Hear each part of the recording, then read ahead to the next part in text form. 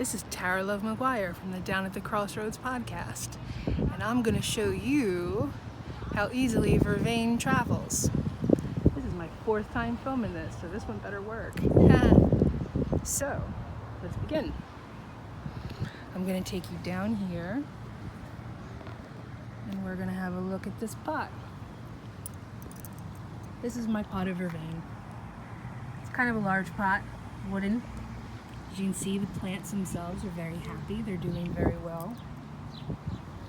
What you can also see is that it's traveling kind of down and around at the bottom of the pot.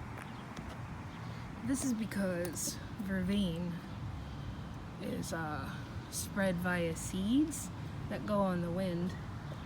And I know this isn't going to focus, but that is one of the little Vervain flowers, which are actually really cute. And then they dry out and the wind blows like they do, like it's doing right now, and it spreads all over the damn place like a fool. So what we have goes all the way around here. My neighbors probably think I'm completely insane. I've been circling this Vervain plant for about 3 hours now trying to film this, and it's actually been 20 minutes. So it's all around in here, and here, and right there. You're gonna jump across the concrete, and it's here, and it's here, and here.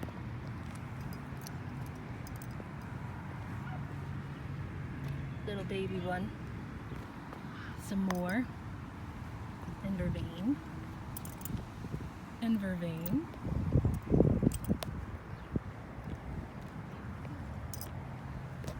And Vervain, and Vervain, and here is where I discovered it growing in the concrete a minute ago. So it's all through there, and here, and it's in the grass, and it just shows up. It's very, very prolific plant. It's a very happy plant. And the funny part about all of this is that pot, I never actually even planted Vervain in the first place. That pot got petunias, black mamba petunias, and white sage that I planted in it, and it lived up there in like that center spot right there. And I had the pot up there for the 1 year, and I had rue growing in the plot itself.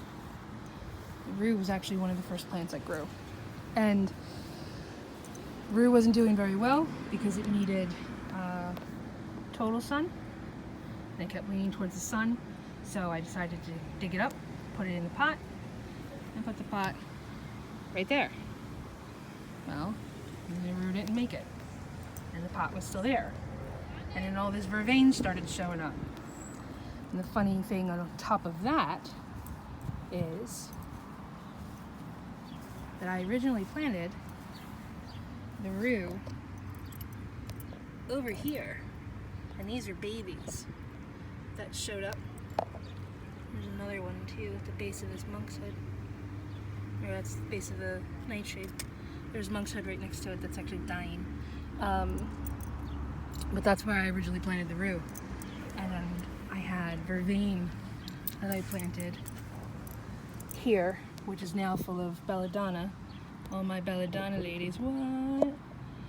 But I had planted Vervain in the plot itself right here. There were like 5 of them. And they did really well the 1 year, and then the second year, spring came, and it didn't seem like it was doing that good. And I got nervous, so I asked our friend Sarah Leiter, who Vervain was like her favorite plant, and she said, no, they're coming back, don't worry. And I didn't believe her, because I'm a jerk. And I bought 5 more Vervain plants and planted them in the ground, and then everybody came back, and now it's everywhere. So we have it here, and here, and here, and here, and all down through, and through here, and there's some, and it's a good time. There's Vervain everywhere. I don't know what I'm gonna do with it all. I'm just letting it do its thing. A lot of it that's been in here, I've been weeding out to help the other plants. And it looks like we have a friend here in the belladonna. Hey. Oh, hello, friend. They sure do hide. There we go. We have a fuzzy friend chilling with the belladonna. So for the rest of the garden, we have all this belladonna here. There's like 6 or 7 plants worth. Something's been eating them, unfortunately. That happens every year. I don't like to use insecticides because I've actually read what they do to the bugs themselves that they're killing, and it's horrific, so I'm not a big fan of that. But this is all the belladonna, and I have some foxglove over here that's starting to die out. I have to trim the stalks down, and then maybe I'll get some more stalks with flowers. My henbane that's been drowned out by monsoon season in New Jersey, which is a good time. And then we have all of this datura that's showing up, and a little bit of aconite that I've been trying to coax along into working with me for once. And some Dittany of Crete, and more datura. Some of these daturas are ones that I planted this year. The rest of it is all just volunteers that have shown up from prior year's datura, me being kind of sloppy with collecting the seeds and dropping them all over the ground. And there's this up here with our fuzzy bumblebee friend. Hey, friend. And then on the other side of that, we have wormwood and rue. This is actually from the big rue that died. This is a baby that I dug up and coaxed back to life. And this is mugwort, which allegedly has a sign. Mugwort. And this is good King Henry, and some rosemary, and some meadowsweet, which I'm slowly rehabilitating. And that is my little tiny garden and the story of the Vervain. Thanks.